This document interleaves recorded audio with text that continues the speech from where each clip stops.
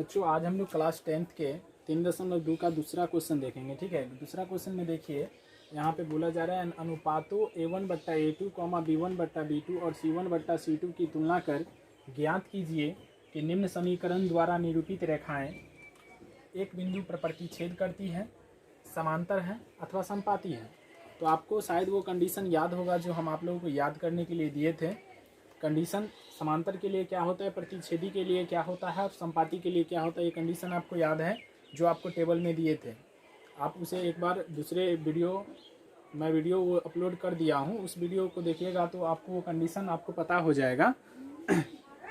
वैसे हम यहाँ पे क्वेश्चन बना रहे हैं तो उसके लिए हम थोड़ा सा हिंट्स आप लोगों को दे देते हैं कि कब प्रतिच्छेदी होता है, कब समांतर होता है और कब संपाती होता है। ठीक है, देखिए A1/A2 नॉट इक्वल B1/B2, जब अनुपातों का कंडीशन ऐसा हो तब रेखाएं कैसी होती हैं, प्रतिच्छेदी।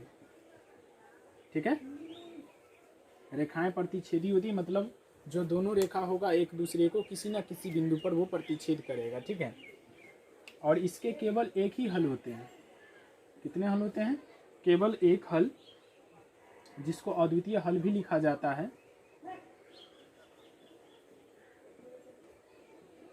और इसे संगत कहते हैं। युग्म इसका संगत होता है, इसे अविरोधी समीकरण भी कहा जाता है। ठीक है बच्चों, दूसरा कंडीशन है A1/A2 बराबर B1/B2 बराबर C1/C2। जब ऐसा हो तो रेखाएं संपाती होती है। ठीक है, संपाती का मतलब हुआ बच्चों कि जो दो रेखा होगा वो दोनों रेखा एक ही रेखा पर स्थित होता है, कुछ इस तरीके से। जैसे देखिए मार्कर है दोनों, तो हम ऐसे रखे हैं तो आपको आगे वाला मार्कर ही दिखता होगा, रेड मार्कर आपको नहीं दिखता होगा। कुछ इस तरीके से वो छुपा हुआ रहता है, यानी एक रेखा दूसरी रेखा पर चढ़ा हुआ रहता है। ठीक है, यही हुआ संपाती। और ये भी संगत होते हैं और इसके अपरिमित रूप से अनेक हल होते हैं, रूप से अनेक हल होते हैं और ये संगत कहलाते हैं। और इसको हम और आश्रित समीकरण भी कह सकते हैं। ठीक है, और तीसरा कंडीशन है आपका A1/A2 बराबर B1/B2 नॉट इक्वल C1/C2। तो रेखाएं समांतर होती हैं, और रेखाएं जब समांतर होंगे तो इसके कोई हल नहीं होंगे, क्योंकि रेखाएं अनंत तक जाती है एक दूसरे के समांतर। ठीक है, इसके कोई हल नहीं होंगे, कोई हल नहीं। इसका युग्म असंगत होता है और इसे अविरोधी समीकरण कहते हैं। ठीक है बच्चों, ये कंसेप्ट आप याद कर लिए होंगे और ये कंसेप्ट हम पीछे वाले वीडियो में दिए हुए हैं। अगर आप ये कंसेप्ट नहीं जानते हैं ढंग से तो आप पिछला वीडियो पहले देखेंगे, उसके बाद इस वीडियो पे आएंगे और इस क्वेश्चन को समझेंगे। ठीक है, चलिए अब हम क्वेश्चन पे चलते हैं। देखिए क्वेश्चन है 5x - 4y + 8 बराबर 0, समीकरण फर्स्ट है। और सेकेंड क्वेश्चन है 7x + 6y - 9 बराबर 0, समीकरण फर्स्ट और सेकेंड। देख रहे हैं ना, पहला क्वेश्चन है जिसका दो समीकरण दिया गया है। दोनों समीकरण से हम क्या करते हैं, अनुपातिक तुलना करने के लिए A1 B1 C1 और A2 B2 C2 का मान ज्ञात करेंगे। ठीक है, तो आपको तो पता ही है कि समीकरण 1 में A1 B1 C1 रहता है और समीकरण 2 में A2 B2 C2। ठीक है, क्योंकि इसका जो व्यापक रूप होता है AX + BY + C बराबर 0 या AX + BY बराबर C। चूँकि यहाँ पे दो समीकरण है तो समीकरण 1 में हम A1 B1 C1 को रख दिए और 2 में A2 B2 C2 को रख दिए। ठीक है, जिसको भी मानिएगा समीकरण फर्स्ट उसमें A1 B1 C1 को देखिएगा, और जिसको 2 मानिएगा उसको A2 B2 C2 देखिएगा। हम किसी को भी एक और किसी को भी 2 मान कर चल सकते हैं। देखिए यहाँ पे समीकरण फर्स्ट से, समीकरण फर्स्ट क्या है, समीकरण फर्स्ट है 5x - 4y + 8 बराबर 0। यहाँ से बच्चों A1 का मान कितना है 5, B1 का मान -4, C1 का मान 8। A1 का मान यानी x का गुणांक 5 हो गया, B1 y का गुणांक -4 हो गया और C ऑलरेडी यहाँ पे रहता है। आपको व्यापक रूप जब देखे होंगे तो व्यापक रूप में C अलग अलग रहता है, ये बात तो आपको पता ही है, इसको अचर पद बोलते हैं। वैसे ABC सभी अचर पद हैं, लेकिन ये अलग से दिखता है वहाँ पे, ठीक है। तो ये आपको अचर पद 8C1 हो गया, ठीक है। पुनः समीकरण 2 देखिएगा,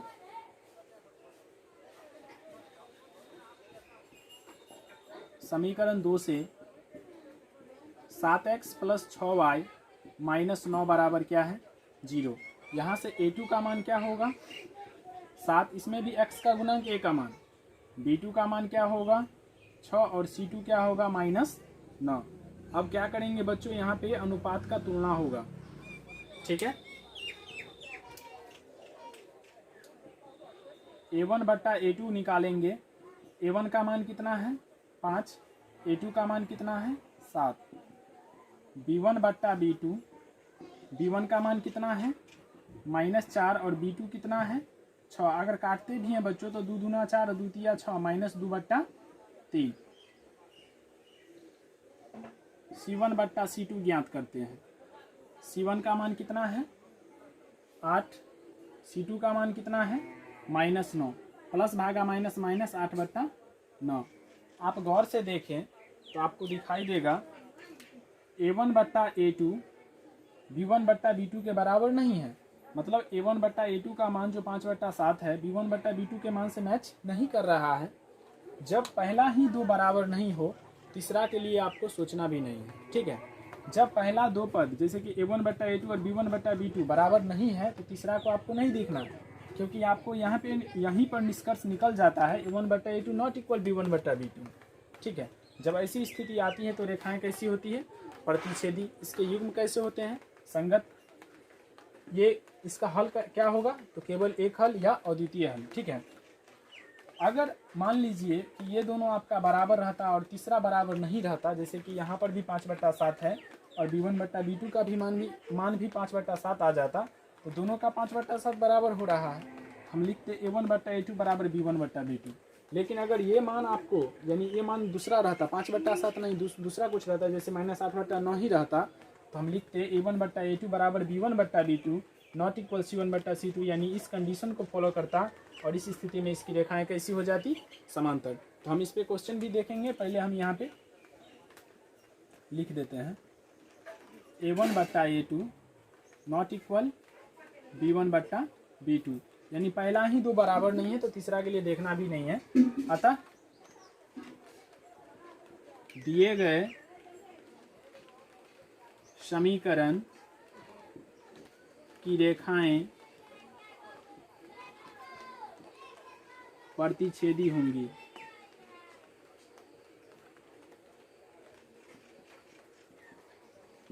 ठीक है बच्चों, चलिए अगला क्वेश्चन देखते हैं। चलिए बच्चों दूसरा क्वेश्चन देखते हैं हम लोग। समीकरण फर्स्ट से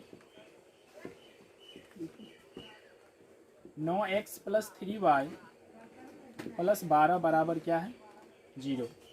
यहाँ से A1 का मान 9, B1 का मान 3, C1 का मान 12। पुनः समीकरण 2 से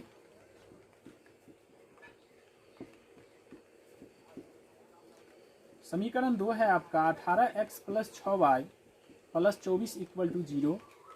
यहाँ से A2 का मान 18, B2 6, C2 24।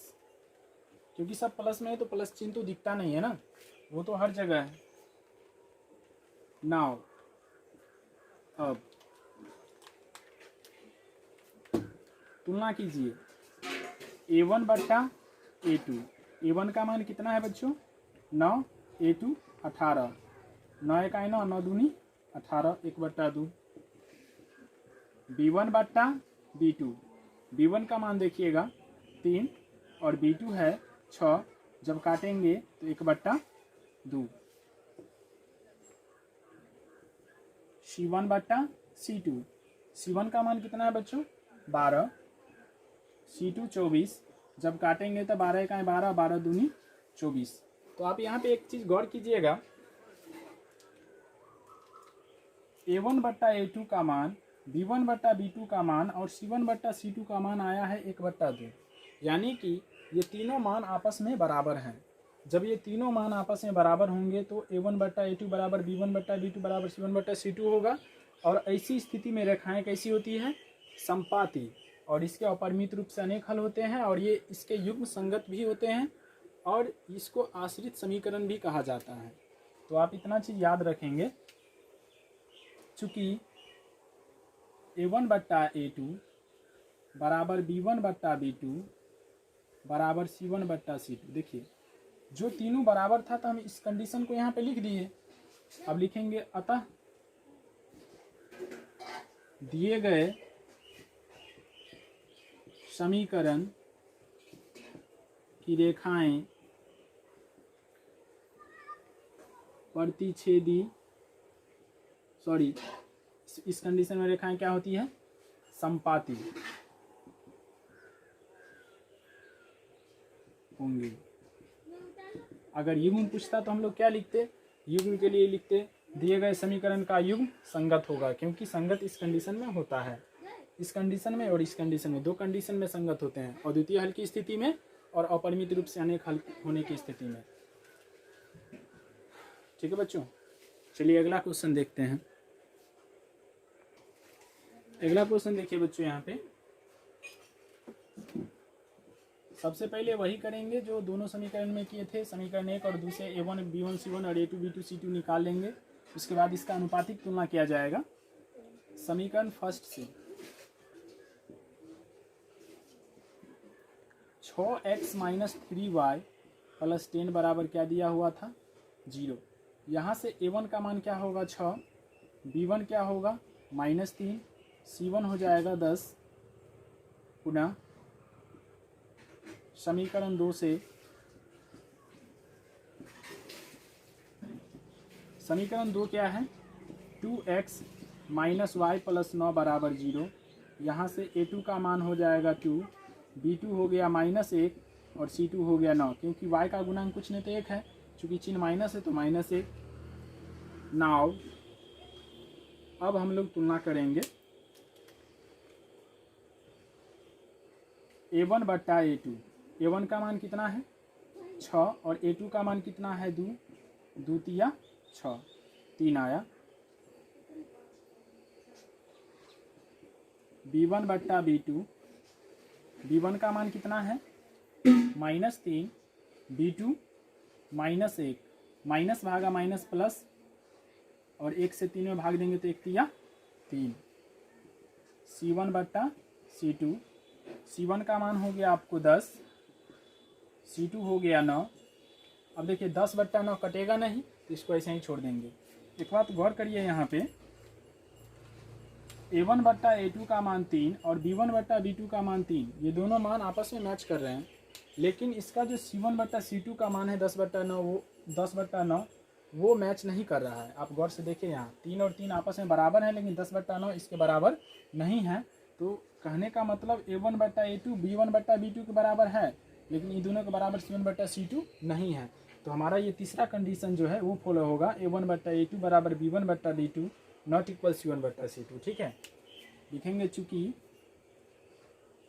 a1/a2 बराबर b1/b2 नॉट इक्वल c1/c2, अतः दिए गए समीकरण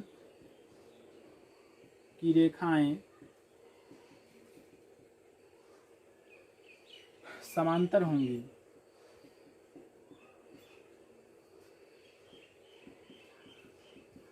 ठीक है, तो शायद इसमें कहीं से आपको कोई दिक्कत नहीं हुआ होगा। ये प्रॉब्लम नंबर 2 था, एक्सरसाइज 3.2 का। दूसरा था, अगर मान लीजिए बच्चों इसके आगे जो है आपको तीसरा नंबर क्वेश्चन में भी यही a1/a2 b1/b2 और c1/c2 का तुलना कर ज्ञात करना है कि निम्न रेखिक समीकरण का युग्म संगत है या असंगत। अगर आप सोच के देखिए, अगर हमको असंगत किस किस स्थिति में मिलता है? प्रतिच्छेदी यानी अद्वितीय हल की स्थिति में और अपरिमित रूप से अनेक हल की स्थिति में, यानी ये दोनों स्थिति में आपको मिलता है संगत।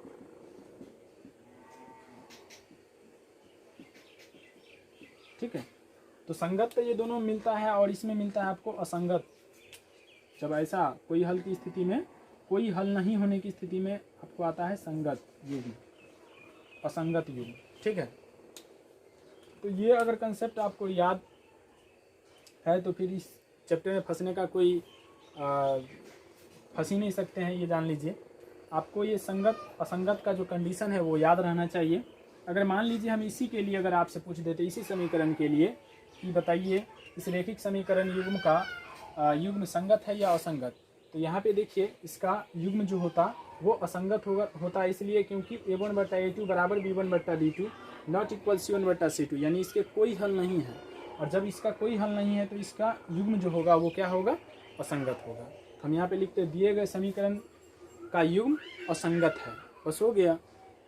चलिए, तो आपका 3 नंबर क्वेश्चन में भी हमको लगता है कि इसमें भी आपको कोई प्रॉब्लम नहीं होगा। 4 नंबर क्वेश्चन का हेडिंग सुनिएगा। 4 नंबर क्वेश्चन है कि निम्न समीकरण युग्मों को, हाँ, युग्म संगत है या असंगत ये जांच कीजिए। अगर कोई संगत है तो उसे ग्राफीय विधि से हल कीजिए। सबसे पहले तो आप संगत असंगत जांच कर लीजिएगा, जैसे 3 में ज्ञात करेंगे वैसे 4 में भी ज्ञात करेंगे। संगत असंगत जांच करने के बाद जिसमें आपको संगत आता है उसको आप कवर कर लेंगे और उसको ग्राफीय विधि से हल करेंगे। ठीक है, क्योंकि आपको ग्राफ अभी नहीं सिखाए हैं। चलिए नेक्स्ट वीडियो में हम ग्राफ पहले सिखा देंगे, उसके बाद हम आगे बढ़ेंगे। लेकिन जैसे ही हम ग्राफ सिखा देंगे तो वो वीडियो को देखकर फिर इसमें से इस क्वेश्चन को हल कर लीजिएगा। हम ये तरीका बता दिए हैं, इस तरीका के अनुसार संगत असंगत तो जांच ही कर सकते हैं, वहाँ तक तो आपका सॉल्व हो जाएगा। ग्राफ जब हम बताएंगे तो ग्राफ सीख कर उसके बाद संगत असंगत जिसमें संगत होगा, जिसको ग्राफ विधि से बोल रहा है इसमें हल करने के लिए, उसे आप हल कर लीजिएगा। ठीक है, चलिए क्वेश्चन नंबर हम लोग 5 नंबर क्वेश्चन देखेंगे।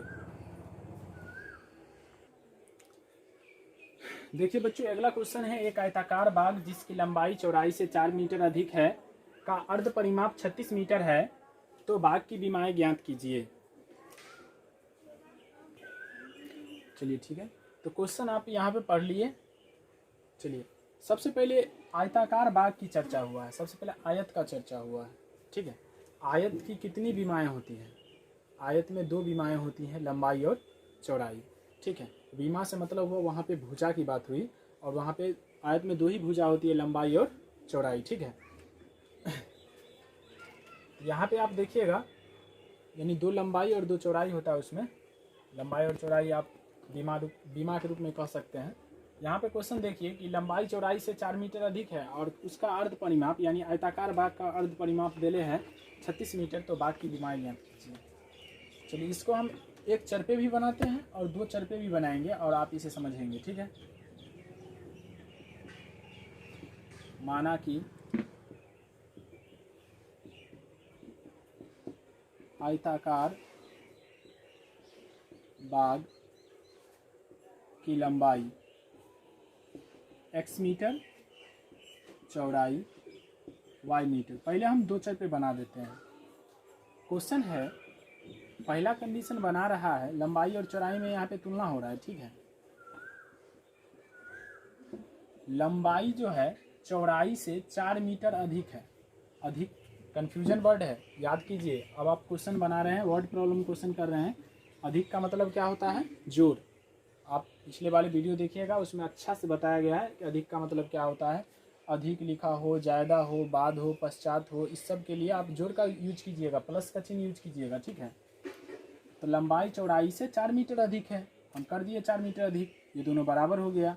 यहाँ से y प्लस में इधर लाएंगे माइनस में, ये आपका हो गया फर्स्ट समीकरण। पुनः इसका जो अर्ध परिमाप है,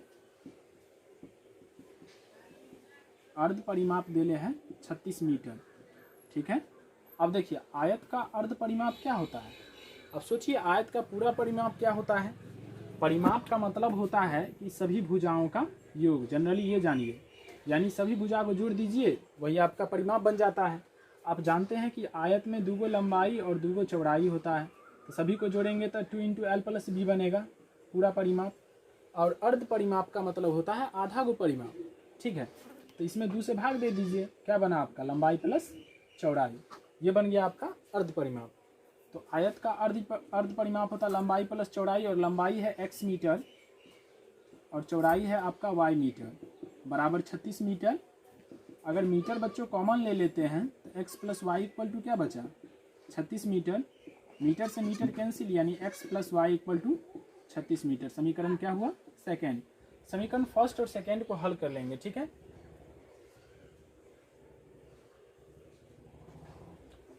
समीकरण फर्स्ट प्लस समीकरण सेकेंड से। समीकरण फर्स्ट है आपका x minus y equal to 4 और सेकेंड है x plus y equal to 36।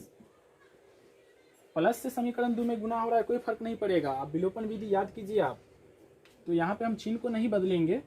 y plus में y माइनस में कैंसिल हो गया, ठीक है। एगो x और एगो x कितना होता है 2x, 36 और 4 40। यहाँ से आपको x का मान आ जाएगा 40/2, 20 दूनी 40। समीकरण 1 में इस x के मान को रख दीजिए। समीकरण 1 में रखिए चाहे 2 में रखिए, कोई फर्क नहीं पड़ेगा। दोनों ही समीकरण से आपको सेम मान आएंगे। समीकरण 1 में x का मान पुट करने पर, पुट मतलब होता है रखने पर,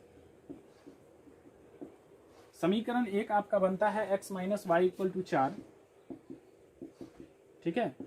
x का मान आपको कितना दिया गया 20 minus y equal to 4, minus y equal to 4, ये प्लस में 20 इधर लाएंगे माइनस में, माइनस वाई इक्वल टू 4 में से 20 गया माइनस 16, माइनस से minus cancel, y equal to कितना रहा 16। अब देखिए बच्चों x आप किसको माने थे, x क्या था लंबाई और y क्या था चौड़ाई। तो आपका निकल गया लंबाई और चौड़ाई। लिख दीजिए आता आयताकार बाग की लंबाई x मीटर इक्वल टू आ गया आपको 20 मीटर, चौड़ाई y मीटर इक्वल टू आ गया 16 मीटर। यही आपका आंसर है। आप इसको एक चर पे भी बना सकते हैं। चलिए हम आपको वो चीज़ भी बताएंगे। इसमें रफ समझना पड़ेगा बच्चों, रफ थोड़ा समझिएगा।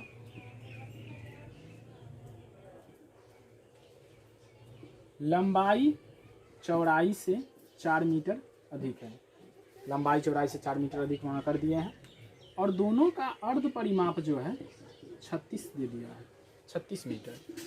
सोचिए अगर आप चौड़ाई को x मानते हैं तो लंबाई आपका x प्लस 4 तो आ जाता है ना, और दोनों का योग आपको 36 है। तो चलिए कर देते हैं, ये रफ हो गया आपका।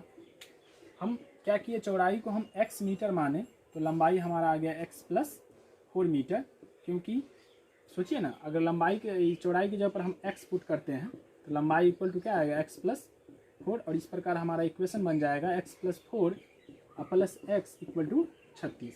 ये आपका रफ है। आप किसी रफ से, रफ को देखिए और रफ में आप किसी का भी मान पुट करेंगे तो आपको वहाँ से दूसरे का मान आ जाएगा एक चर के लिए, ठीक है। नाउ इसका अर्ध परिमाप कितना दिया है 36 मीटर। आयत का अर्ध परिमाप क्या होता है, लंबाई प्लस चौड़ाई इक्वल टू 36 मीटर। लंबाई का मान कितना है x प्लस 4 मीटर, और चौड़ाई कितना है x मीटर। बच्चों मीटर कॉमन लेंगे तो दोनों बगल मीटर से मीटर कैंसिल हो जाएगा, बनेगा x plus 4 plus x equal to 36। ये बन जाएगा 2x प्लस 4 इक्वल टू 36। यहाँ से 2x इक्वल टू आएगा 36, ये प्लस में 4 इधर लाएंगे, माइनस में 2x equal to 32, x equal to आया 32/2, 16 दूना 32। अब लिखेंगे आता आयताकार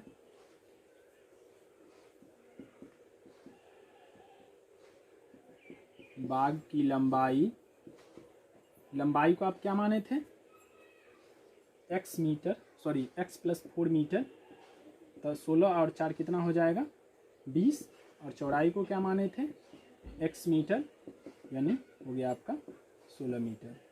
देखें हम कोई भी विधि अपना सकते हैं एग्जाम के समय में, लेकिन अभी आप 2 चर वाले रैखिक समीकरण सीख रहे थे, तो पहला वाला विधि जो बना है, जो पहला वाला विधि था उसको आप जरूर देखिएगा। ये आपको 8वां और 7वां में जब जाते हैं तो एक चर वाले रेखिक समीकरण का जब आप वहाँ पे सीखते हैं एक चर वाले रेखिक समीकरण, तो उसमें कुछ वर्ड प्रॉब्लम क्वेश्चन है जिसमें ये सब क्वेश्चन पढ़ लेते हैं। ठीक है, चलिए अगला क्वेश्चन देखते हैं। अब देखिए बच्चों, यहाँ पे क्वेश्चन है एक रेखिक समीकरण 2x + 3y - 8 = 0 दी गई है। दो चरों में एक ऐसी और रेखिक समीकरण लिखना है जिससे u का ज्यामितीय निरूपण पहला में प्रतिच्छेद करती रेखा हो, दूसरा समांतर हो और तीसरा संपाती हो। मतलब 3 ठो समीकरण आपको लिखना है तीनों क्वेश्चन के लिए, लेकिन आपको 2 समीकरण नहीं बल्कि तीनों के लिए एक एक समीकरण लिखने हैं, क्योंकि एक समीकरण आपको क्वेश्चन में दे दिया गया है।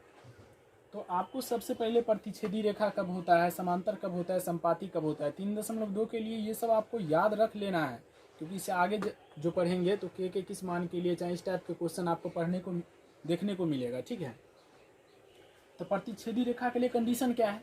तो प्रतिच्छेदी रेखा के लिए कंडीशन हम लोग सीखे हैं a1/a2 नॉट इक्वल b1/b2, यानी पहले दो आपस में बराबर नहीं होते हैं, तीसरा बराबर हो या ना हो इससे कोई फर्क नहीं पड़ता है। पहला दो बराबर ना हो तीसरा पे जाना भी नहीं, अगर तीसरा बराबर हो या ना हो उससे कोई फर्क नहीं पड़ता है। ठीक है, तो यहाँ पे गौर कीजिएगा, पहला तो समीकरण आपको दे चुका है,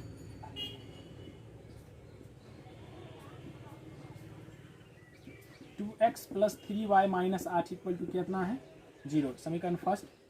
माना कि एक और समीकरण आप लिखिए जिससे इसका जब हम कंडीशन अनुपातिक तुलना करेंगे तो वो उसका जो निरूपित रेखाएं होंगी वो आपका प्रतिच्छेदी होना चाहिए। ठीक है, यानी जो हम दूसरा समीकरण लिखने जा रहे हैं उसकी जो उस समीकरण का जो रेखा आएगा वो रेखा प्रतिच्छेदी होना चाहिए। ठीक है, तो देखिए हम एक कंडीशन अपने मन से बनाते हैं, ये आप अपने मन से भी बना सकते हैं। देखिए ना, पहले दो के बीच डिफरेंस, पहले दो का मान ही आपस में नहीं मिलना चाहिए। अगर सोच के देखिए, x के साथ हम नीचे में 5 रख देते हैं और y के साथ 4 रख देते हैं, तो ये बन जाता है 2/5, ये 3/4। संभव है मिलना? ये मतलब ये दोनों बराबर है क्या? नहीं है ना। तो बस आप ऐसा लिख सकते हैं, और आपके मन में जो भी आता है खाली ये दोनों के अलग होना चाहिए। ठीक है, ये दोनों से बहुत अलग होना चाहिए, खाली ये अंक याद रखिएगा।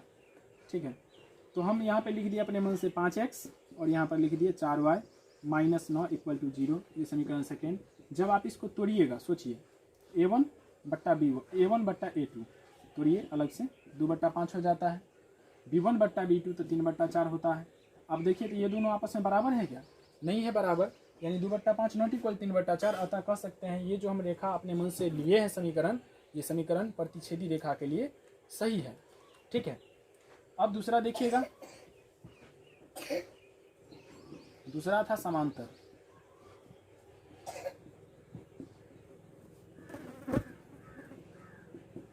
समांतर रेखा के लिए जो दिया गया है वो आप लिख दीजिए पहले। इसमें एक और चीज लिख सकते हैं, क्योंकि का जवाब देकर ऐसे, क्योंकि 2/5 नॉट इक्वल 3/4, इससे और स्पष्ट हो जाता है कि प्रतिच्छेदी रेखा ही देगा। ठीक है, दिया है 2x + 3y - 8 = 0। अब देखिए प्रतिच्छेदी रेखा समांतर कब होता है? तो समांतर होता है, समांतर के लिए कंडीशन हम लोग सीखे हैं a1/a2 = b1/b2 not equal c1/c2, यानी पहला दो आपस में बराबर होना चाहिए, तीसरा टर्म पहले दोनों के बराबर नहीं होना चाहिए। ठीक है, यानी ये कंडीशन आप सीखे होंगे, a1/a2 = b1/b2 not equal c1/c2। इस कंडीशन को हमको देखना है उसमें। तो दूसरा हम एक ऐसा इक्वेशन लेने जा रहे हैं जिसमें पहला दो बराबर हो जाएगा और तीसरा बराबर नहीं होगा। देखिए कैसे, अगर हम इसका दुगुना करते जाएं पहले दो का, तो दो का दुगुना करेंगे तो 4, और 3 का दुगुना करेंगे तो 6, तीसरा का दुगुना नहीं कीजिए, कोई और अंक लिख दीजिए। देखिए, माना कि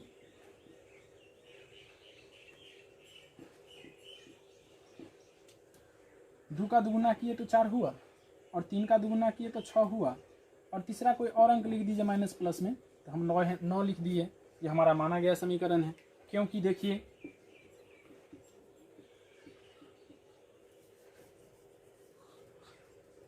2/4 3/6 के बराबर होगा, लेकिन -8/9 इसके बराबर नहीं होगा।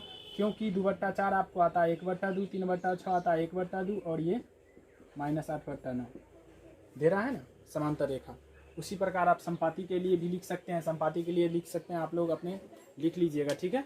उसके बाद इससे आगे का जो क्वेश्चन है वो है कि वो इक्वेशन, दो इक्वेशन दिया गया था समीकरण, और उस समीकरण को हल करके यानी उसको ग्राफीय विधि से हल करना था और एक्स अक्ष और रेखाओं के बीच बने त्रिभुज के शीर्षों के निर्देशांक ज्ञात करने थे और त्रिभुजाकार जो त्रिभुज के आकार का जो जगह बनता था उसको छायांकित करना है, ठीक है।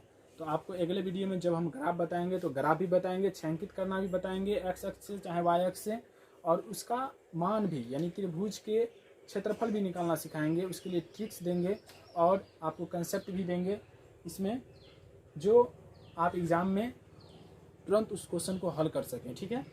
तो ये आपका 2 चर वाले रेखिक समीकरण का 3.2 का अध्याय था, 3.2 एक्सरसाइज का हम क्वेश्चन बताए हैं। आप इसे अच्छे ढंग से देख लीजिएगा और कहीं पर अगर कोई दिक्कत हो, अगर कहीं पे आपको नहीं समझ में आया हो तो हमारे कमेंट बॉक्स में लिखिएगा, हम उस चीज़ पे ध्यान देंगे, उस चीज़ को देखेंगे, ठीक है।